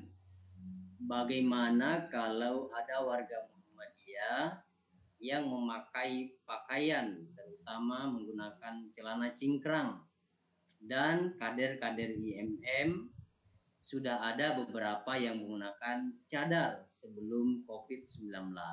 Mohon pencerahannya. Langsung ya. Yes, Baik, makasih. Ini pertanyaannya bagaimana kalau ada warga Muhammadiyah yang memakai celana cingkrang dan kader IMM menggunakan cadar. Sebelumnya kita perlu pahami bahwasannya ini adalah pilihan antara boleh dengan yang boleh. Menggunakan cingkrang itu boleh, kemudian kainnya sampai di bawah mata kaki juga boleh menurut Muhammadiyah. Menggunakan cadar juga boleh, tidak menggunakan cadar membuka kelihatan mukanya juga boleh. Jadi ini problemnya adalah boleh dengan boleh. Cuma mana yang lebih afdal, mana yang lebih utama, itu yang lebih utama. Nah, Muhammadiyah berpandangan bahwasannya kita hidup di masyarakat Indonesia itu kan berbeda dengan hidup di masyarakat Arab abad ke-7. Sehingga rasa kebudayaan itu berbeda dengan rasa kebudayaan dulu. Rasa kebudayaan Indonesia beda dengan rasa kebudayaan zaman dulu. Misalnya celana cingkrang atau larangan memanjangkan kain sampai di bawah mata kaki itu menurut budaya Arab waktu itu kan dianggap sebagai budaya kesombongan, sebagai orang yang sombong. Kalau di Indonesia bahkan yang cingkrang itu yang kemudian dikategorikan sebagai sombong. Dalam pergaulan biasa kan umumnya kan menggunakan ya tidak sampai tanah juga, tetapi sampai di mata kaki atau sedikit di bawah mata kaki itu normal. ketika di atas itu, nah itu kan rasa ini kan juga berbeda ya, termasuk juga menggunakan cadar, itu juga kan ada konteksnya pada zaman Nabi. Kalau di Indonesia menggunakan cadar kan kemudian dikategorikan eksklusif, nggak mau bergaul, kemudian milih-milih pergaulan dan lain sebagainya. Tapi kalau ada fenomena itu, ya orang Muhammadiyah yang celananya cingkrang, kemudian kader IMM yang menggunakan cadar, yang hampir bisa dipastikan adalah dia ngajinya bukan kepada Forum Muhammadiyah dan bukan kepada Ustadz Muhammadiyah. Karena ini identitas sosial yang seperti ini ya, sehingga menjadi perhatian kita di mana dia ngaji. Nah, ini yang di mana dia ngaji itu dalam artian kemudian kita harus mengupayakan ada pengajian di lingkungan Muhammadiyah yang dia bisa ikuti. Pengajian di luar di lingkungan Muhammadiyah yang dia bisa ikuti. Karena kalau seperti itu saya yakin nggak ada orang Muhammadiyah yang ngajari kalau pengajian menggunakan cadar, sehingga mesti dapatnya dari luar. Nah kalau dapatnya dari luar, walaupun dia adalah kader Muhammadiyah, ngajinya mesti bukan di Muhammadiyah. Nah, sehingga Muhammadiyah hanya dipakai sebagai sebagai legitimasi gerakan. Halo, suara saya terdengar ya? Ya, Ustaz. Oke. Ya. Beberapa waktu yang lalu saya mau ambil contoh. Ada orang PCM, anggota Majelis Tabligh PCM yang diciduk oleh Densus 88. Densus 88 ya. PCM di Jogja. Dia tapi aktif dalam jamaah Muhammadiyah, pengajian Muhammadiyah sudah agak lama, mungkin sudah lebih dari 10 tahun. Ketika kemudian disampaikan info dari Densus, termasuk pengakuan dia sendiri, dia sebenarnya adalah rekrutmen dari jamaah Islamiyah. Bahkan termasuk penanggung jawab rekrutmen itu. Dia masuk ke Muhammadiyah dalam rangka untuk mencari perlindungan. Yang paling mudah rekrut massa dan perlindungan, ya karena tidak akan dianggap adalah Muhammadiyah. Dia kan relatif agak longgar mendapatkan ustadz. Ustadz itu asal ngajinya fasih, kemudian bacaan hafalan Qurannya agak banyak, kan kemudian dipanggil oleh Muhammadiyah untuk ceramah di masjid-masjid Muhammadiyah. Ternyata dia seperti itu. Jadi sebelum ke Muhammadiyah, dia sudah melakukan baiat dengan jamaah Islamiyah, kemudian dia punya jabatan tertentu di sana yang itu disembunyikan dari pengetahuan orang Muhammadiyah. Nah, ini kita Muhammadiyah juga harus hati-hati kepada orang-orang seperti itu, baik termasuk yang ada di Muhammadiyah ataupun yang ada di AMM, karena siapa tahu dia di situ itu ya sebenarnya ingin infiltrasi masuk ke dalam. Karena di Muhammadiyah itu kan kalau sudah statusnya pimpinan Muhammadiyah itu kan sudah jaminan bisa diterima ceramah se-Indonesia. Ya, walaupun dia pimpinan cabang nggak akan ada yang curiga. Katakan Pak Mustam ini sudah ketua MPK di wilayah lagi, itu ceramah sampai ke Aceh, sampai ke Papua, sampai ke Kalimantan, nggak akan ada yang curiga. Nah, semuanya welcome, semuanya mungkin bahkan ya difasilitasi dan lain sebagainya itu. Sehingga ya memang kita perlu hati-hati terhadap yang seperti itu. Nah, ini juga perhatian bagi kita semua, minimal kalau ada yang seperti itu, yang hampir pasti adalah dia ngajinya tidak di Muhammadiyah. Nah, sehingga Muhammadiyah perlu memberikan forum-forum tempat mereka untuk ngaji.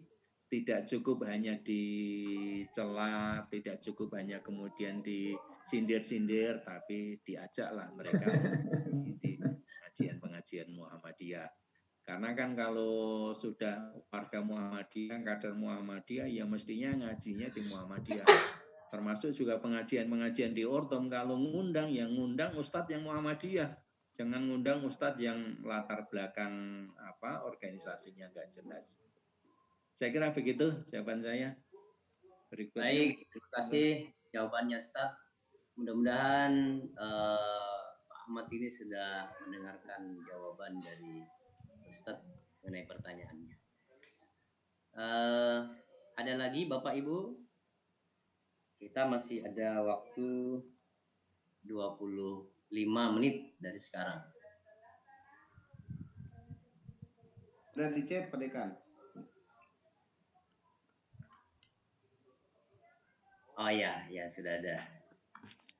Ini saya bacakan lagi dari mahasiswa tambang ya, dari Saiful.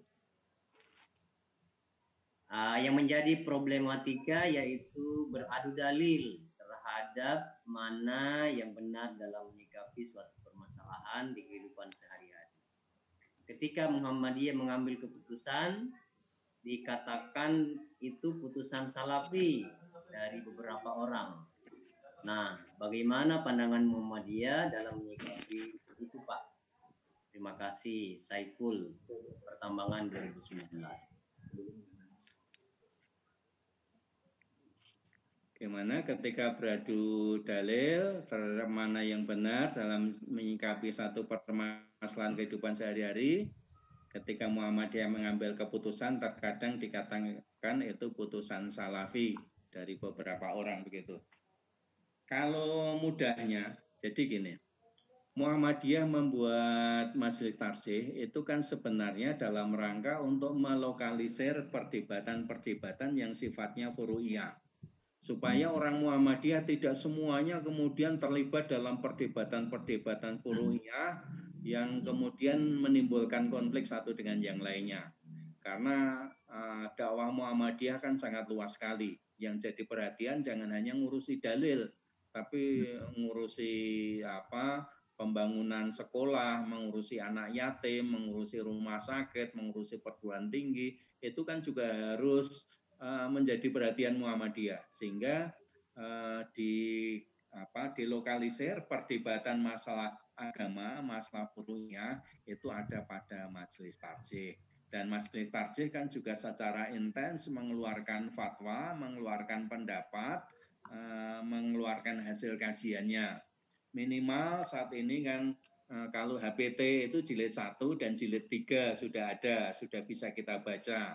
Tanya jawab agama itu juga jilid 1 sampai jilid 8 itu juga sudah kita baca. Di situ itu ada dalilnya, ada argumentasinya dan lain sebagainya. Tinggal kemudian kita pakai itu. Ya, kita pakai itu, kita pelajari itu sebagai dasar keberagamaan kita. Bahwa ada 1-2 yang tidak cocok, 1-2 yang berbeda pandangan, ya nggak apa-apa. Tinggal kemudian ditanyakan, ini kok begini, kenapa tidak begitu, dan lain sebagainya. Dan biasanya manhaj tarsih itu kan tidak menganggap bahwasannya putusan dari tarsih sebagai satu-satunya yang paling benar. Dan yang lainnya sebagai salah. Tarsih tidak pernah menganggap seperti itu. Tarsih hanya berpendapat bahwasannya apa yang diputuskan oleh tarsih itu bersumber dari hadis, bersumber dari dalil yang jelas, dalil yang jelas. Insya Allah dalilnya paling kuat, tapi tidak menganggap yang lainnya sebagai keliru, sebagai salah. Nah, bagi kita ikuti sajalah kita pendapat dari tarsih yang sudah mengikuti yang para ulamanya Muhammadiyah yang sudah mengkaji itu. Tidak harus kemudian kita melakukan istimbatul hukum tersendiri ya secara terpisah. Tidak harus seperti itu. Jadi kajian-kajian ini yang di Muhammadiyah jarang kan? Kan tidak banyak pimpinan Muhammadiyah yang sudah pernah membaca HPT, terutama kalau yang baru kan yang jilid 3 itu. Nggak banyak yang sudah membaca itu. Kemudian yang detail kehidupan keseharian itu yang tanya jawab agama yang sudah sampai 8 jilid itu. Ini juga nggak banyak juga yang mengkaji, mempelajari itu. Problemnya kan itu sebenarnya. Sehingga terasa bahwa di Muhammadiyah itu kajian keagamaannya agak kurang ya karena memang produk-produknya tidak dikaji dengan baik. Sehingga tadi perdebatan-perdebatan ya barangkali bisa diminimalisir. Kalau kita bukan ahli di bidang agama, ya nggak haruslah kemudian kita berdebat kepada untuk masalah agama. Dosen bahasa Inggris katakan kalau diajak debat tentang masalah dalil agama, saya yakin susah untuk bisa menang dengan sarjana agama. Kira-kira seperti itulah. Insinyur teknik itu susah untuk debat menang dengan yang sarjana agama kalau debatnya tentang agama. Begitu juga Ustadz kalau mau debat dengan insinyur teknik sipil, kalau masalah konstruksi bangunan nggak ada apa-apanya Ustadz itu, mesti yang ahli teknik sipil itu yang unggul. Sehingga masing-masing kita ya perlu tahu diri terhadap kapasitas kita untuk kemudian ya perdebatan. Nah kalau kemudian hasilnya dikatakan, lo itu kan mendapat salafi dan lain sebagainya, ya enggak apa-apa, karena memang di Muhammadiyah ada irisannya juga salafi, ya enggak masalah itu, mau dikatakan salafi, mau dikatakan madhab dan lain sebagainya, enggak ada masalah, ya enggak ada masalah. Saya kira begitu. Ada lagi? Baik. Terima kasih Ustadz. Masih ada 2 pertanyaan di kolom chat. Ini dari Muhammad Iksan. Ini berkaitan dengan musik. Adakah batasan-batasan seperti apa Muhammadiyah membolehkan dakwah dengan musik? Di dalam hadis yang dibolehkan itu hanyalah Rabbana, dan juga syair tanpa musik. Mohon pencerahan. Baik. Muhammadiyah memahami bahwasanya musik itu termasuk masalah muamalah duniawiyah. Sehingga masalah muamalah duniawiyah itu al-aslu fil muamalah al-ibahah. Pada dasarnya adalah boleh. Tinggal kemudian peruntukannya untuk apa? Dan bagaimana cara mengaktualisasikannya. Kalau cara mengaktualisasikannya baik, pesan-pesan nilai dakwahnya ada di situ, pesan dakwah universal ya maksudnya, tidak harus dengan kata-kata ya Nabi Sallallahu Alaihi atau yang sejenisnya, yang penting pokoknya mengajak kepada kebaikan secara universal, itu termasuk nilai-nilai yang bagus, nilai-nilai dakwah. Kontennya baik, kemudian cara penyampaiannya baik. Kalau itu seni musik ya musiknya biduannya yang penyanyinya juga melakukannya secara sopan dan lain sebagainya. Nah, kalau seperti itu maka kemudian ya boleh. Sehingga batasannya adalah pada yang pertama pada konten materi, harus mengajak kepada kebaikan. Ya. Kebaikan, tidak boleh mengajak kepada kemungkaran. Kemudian yang kedua, cara aktualisasinya dengan cara-cara yang baik, ya, nyanyi juga dengan cara yang baik. Nah, kemudian yang ketiga, ya pesan-pesan yang disampaikan mengajak kepada kebaikan. Kalau pesannya baik, tetapi mungkin menggunakan hard rock gitu ya, yang kemudian orang untuk menikmatinya harus ekstase, harus mabuk itu yang nggak boleh juga. Nah, sehingga seperti itu Muhammadiyah berpandangan bahwasanya seni itu hukum dasarnya adalah mubah karena termasuk muamalah duniawiyah. Nah, mubah ini kemudian hukumnya bisa berganti, bisa beralih tergantung kepada bagaimana bentuk keseniannya. Bisa menjadi sunnah kalau bentuk keseniannya adalah bentuk yang baik, dipakai sebagai motivasi dakwah, motivasi kebaikan, itu bisa berubah menjadi sunnah, tapi bisa berubah menjadi makruh kalau kandungannya mengarah kepada kemungkaran. Itu. Jadi hukumnya seperti itu. Hampir pada semua bentuk kesenian, termasuk hukum patung dan lain sebagainya. Ini Muhammadiyah mandang pada dasarnya adalah mubah, tapi bisa menjadi makruh atau bahkan haram kalau patungnya diproduksi dalam rangka untuk disembah. Ya, misalnya ini orang Muhammadiyah kebetulan profesinya membuat patung. Patung yang dibuat adalah patung Brahma Wisnu Siwa. Dia ngerti yang namanya patung ini mesti nanti dipakai untuk penyembahan. Ya nggak boleh kalau seperti itu. Atau patungnya adalah patung apa itu Yesus gitu ya. Ya jangan yang seperti itu. Tapi kalau patungnya adalah patung yang nanti akan dipajang di taman kota untuk estetika atau bahkan untuk mengenang historia ya sejarah masa lalu ya mubah, nggak apa-apa seperti itu, boleh ya. Apalagi kalau patungnya itu dipakai untuk alat peraga ya. Anak-anak ngajar anak TK, anak SD mau nunjukkan ini ikan paus ini seperti ini, itu kan pakai alat peraga, pakai patung atau pakai gambar ya. Patung lebih jelas, kan nggak mungkin menghadirkan ikan paus di kelas kan, nggak mungkin. Termasuk juga mungkin patung ular, patung harimau dan lain sebagainya ya sebagai alat peraga nggak ada masalah. Jadi batasannya pada itu menurut yang dipahami oleh Muhammadiyah seperti itu. Ya. Baik. Masih pertanyaan yang kedua dari Pak Iksan ini, Muhammad Iksan. Bagaimana sikap kita terhadap mereka yang dijuluki tokoh salafi? Apakah kita menolak dari semua pemahaman mereka atau boleh kita mengambil sebagian yang bisa diterima dengan nalar dan tidak bertentangan? Muhammadiyah itu kan paham keagamannya tidak bermadhab secara hasil ya, secara natijah ya, tapi bermadhab secara manhaj ya, manhaji itu ya. Sehingga karenanya bagi Muhammadiyah mau mengambil dari mana saja oke, memungkinkan.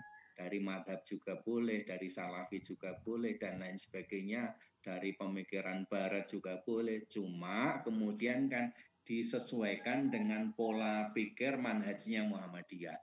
Seperti itu. Nah, yang paham memadukan pola pikir Muhammadiyah adalah Majelis Tarsih. Itu yang memahami seperti itu. Kalau kita individual, misalnya saya langsung kemudian mengambil, ini kok bagus ini. Yang saya ambil ini bisa jadi bagus menurut saya, tapi belum tentu bagus menurut konstruk mindset manhaj berpikirnya Muhammadiyah. Tapi tadi kalau sumbernya mau ngambil dari mana, Muhammadiyah dengan membebaskan ikatan terhadap madhab tadi itu bisa mengambil kemana-mana, termasuk dalam salafi dan lain sebagainya. Dalam banyak hal dalil-dalil mengenai kaifiyah sholat, kaifiyatus siyam, kaifiyah ibadah mahdhah, itu dalam banyak hal banyak samanya kok Muhammadiyah dengan salafi itu. Banyak samanya, ya kecuali ya adalah 1-2 yang berbeda, tapi dalam banyak hal sama itu. Itu saya kira. Ya. Baik, masih ada 2 pertanyaan di kolom chat Ustaz. Ini dari Pak Adib Piramayana, ini Kepala Bagian Aset Universitas Muhammadiyah Kendari. Mau bertanya, mohon pencerahannya jika dalam struktur kepengurusan atau dalam Amal Usaha Muhammadiyah sudah ada yang terlibat dalam gerakan salafi, akan tetapi mereka cinta benar dengan Muhammadiyah dan tidak ingin meninggalkan Muhammadiyah. Kira-kira seperti ini respon kita sebagai warga Muhammadiyah gimana ini Ustaz? Ya bagus sekali kalau dia cinta kepada Muhammadiyah, itu ya bagus sekali. Itu yang perlu kemudian kita blow up. Bapak betul-betul cinta Muhammadiyah. Nah kalau betul cinta Muhammadiyah, tunjukkanlah cintanya itu ya. Itu kan benar cinta apa enggak? Salah satunya membuktikan cintanya adalah mengikuti kajian-kajian di Muhammadiyah, kemudian mengikuti sistem yang ada di Muhammadiyah, ngajinya di Muhammadiyah dan lain sebagainya. Kalau dengan organisasi lain itu Muhammadiyah memang sudah ada aturan, tidak boleh merangkap dengan organisasi yang lain ya, yang lain. Cuma orang salafi ini kan nggak nganggap mereka itu sebagai mengikuti organisasi salafi. Masalahnya kan itu ya, mereka tidak menganggap sebagai organisasi, tapi bagi kita ya itu tetap gerakan di luar Muhammadiyah. Sehingga untuk yang seperti itu ya perlu ditagih kembali, benar nggak cinta kepada Muhammadiyah, atau cintanya karena menjabat sebagai sebagai dosen di Muhammadiyah, itu kan beda itu ya. Nah, itu mungkin perlu di pendekatan personal untuk kemudian bisa kalau bisa kan memutus ngajinya di tempat yang lain yang salafi tadi itu, tapi berpindah ngajinya di Muhammadiyah. Nah, itu baru kemudian dia bisa bisa betul-betul dikatakan mencintai Muhammadiyah.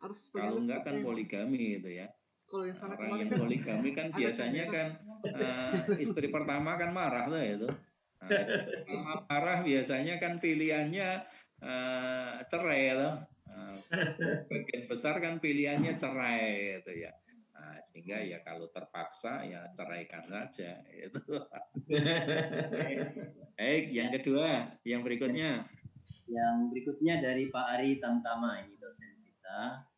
Beliau ini pernah mendengar bahwa Wahabi dan Salafi itu produk Barat ya untuk memecah belah Islam. Ini gimana pandangan Muhammadiyah tentang pernyataan ini?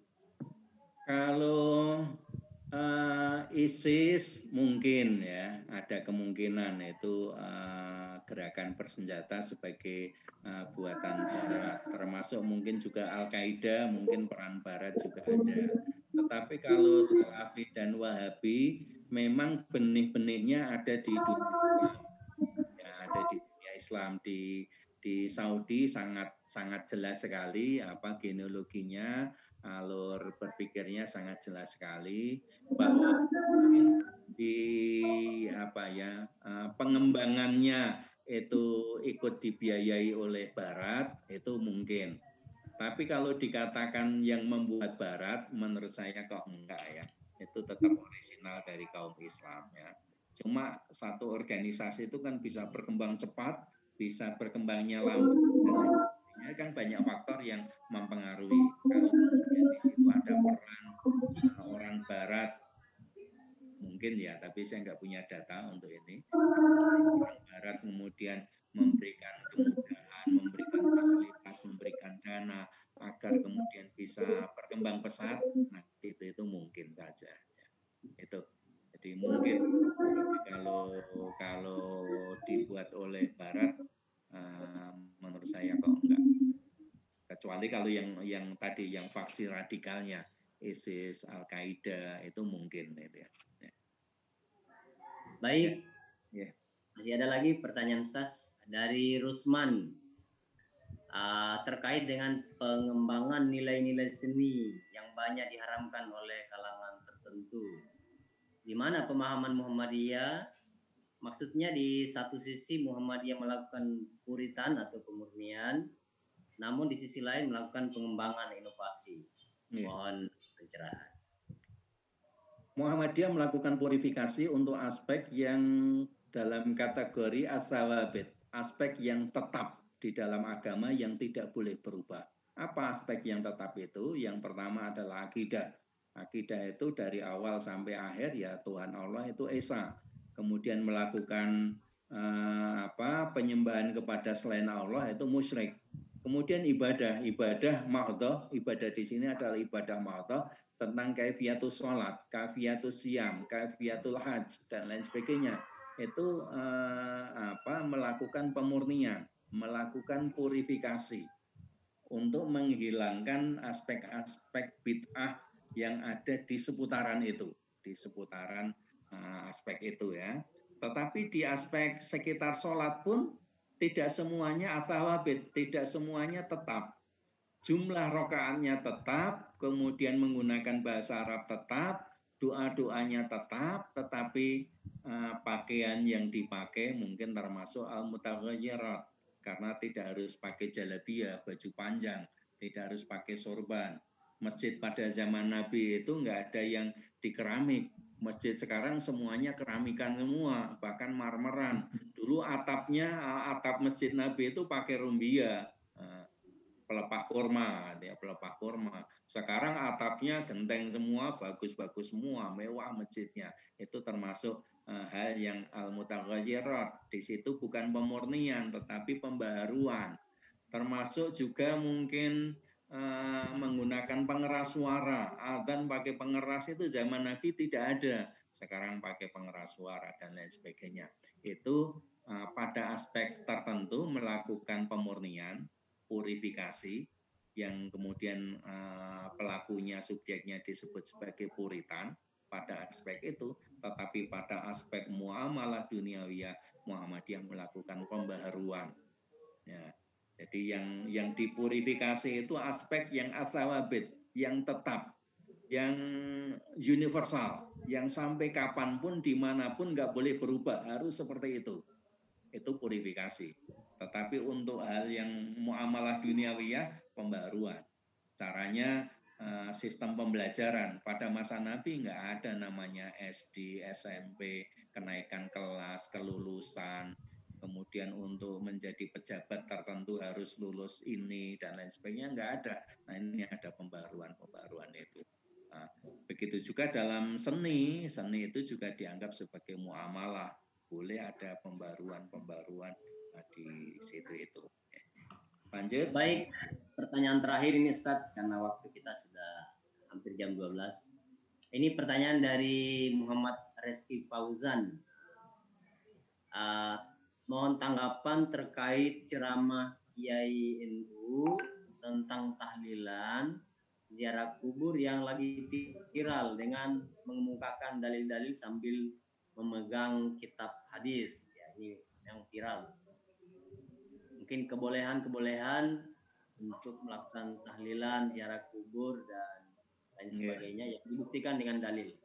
Oke.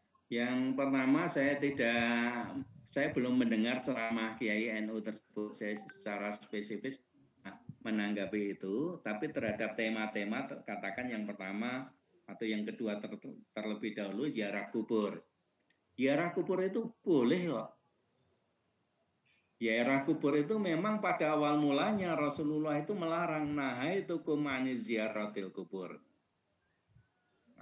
Aku telah pernah melarang kamu sekalian untuk ziarah kubur. Fazuruha, maka sekarang lakukanlah ziarah kubur. Itu perintah untuk melakukan ziarah kubur. Pada masa awal dilarang. Kenapa pada masa awal dilarang? Karena orang Islam waktu itu kalau melakukan ziarah kubur itu meminta kepada orang yang mati, meminta agar diberi kekuatan, diberi kejayaan, diberi kekayaan dan lain sebagainya. Maka kemudian dilarang oleh Nabi. Pada masa awal dilarang. Ini kan sebagaimana juga mindset kelompok ya orang-orang yang animisme dinamisme kan menganggap orang mati itu masih memiliki kekuatan. Pada masa awal dilarang, tapi pada masa berikutnya itu diperbolehkan, bahkan diperintahkan. Sehingga ziarah kubur itu memang boleh, ya karena ziarah kubur itu tudzakirul maut, mengingatkan akan kematian, ya ziarah kubur itu. Sehingga menurut saya ziarah kubur boleh, tidak dilarang. Yang dilarang adalah kalau ziarah kuburnya di sana meminta-minta kepada orang yang mati. Tapi kalau mendoakan orang yang mati boleh. Beda yang kalau mendoakan itu ya agar yang mati itu diampuni dosa-dosanya, melapangkan kuburnya. Saya udah habis keluar, udah masuk lagi. Boleh. Nah? Baik, Kemudian saya pikir ini tadi pertanyaan terakhir sekaligus jawaban terakhir dari Ustadz. Karena waktu Kendari sudah salat zuhur, Ustadz. Oh, gitu. Terakhir sekali kami mohon Pak Rektor satu kata. Silakan Pak Rektor.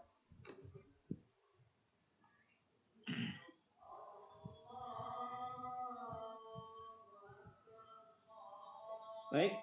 Assalamualaikum warahmatullahi wabarakatuh. Waalaikumsalam. Waalaikumsalam warahmatullahi wabarakatuh. Yang kami hormati Ustaz Dr. Haji Agung Danarto. Terima kasih Ustaz atas pencerahannya pada pengajian kali ini.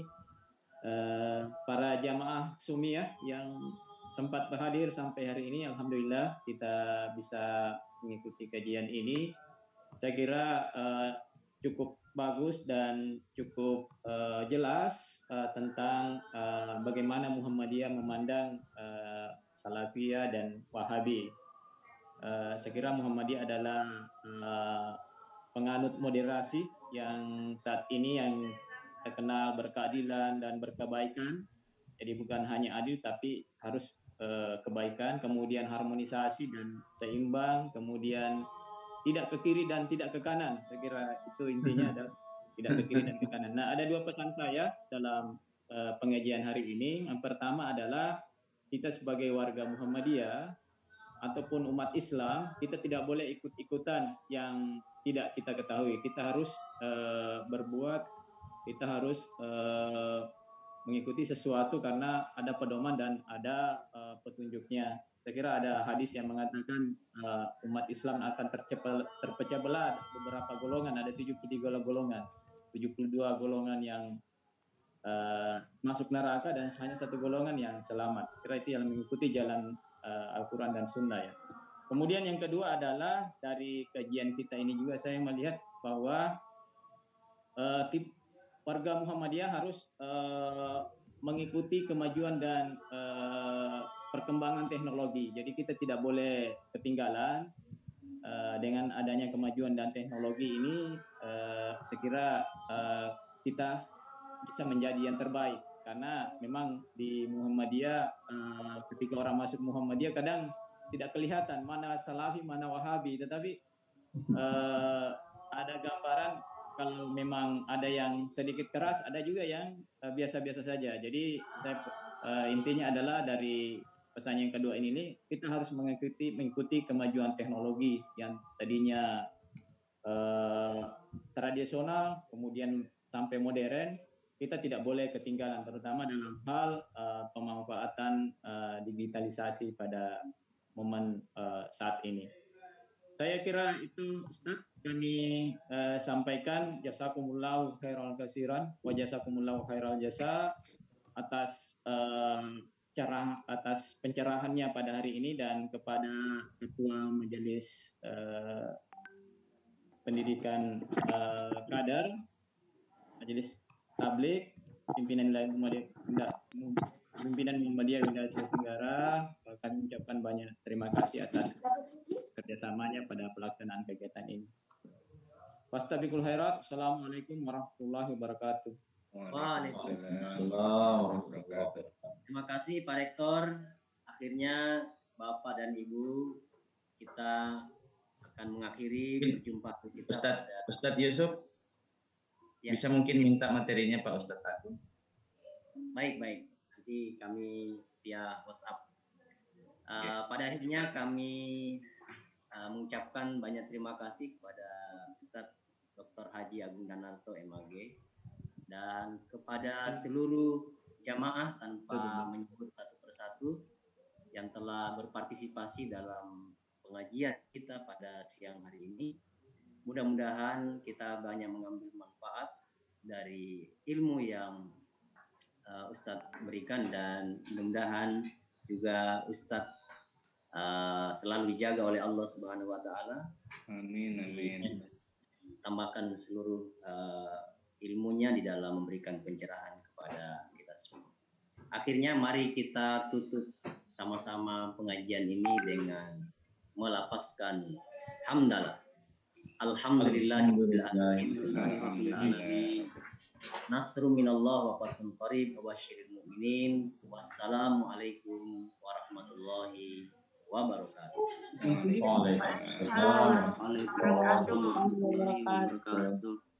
Waalaikumsalam. Terus pamit deh. Terima kasih. Ya, makasih.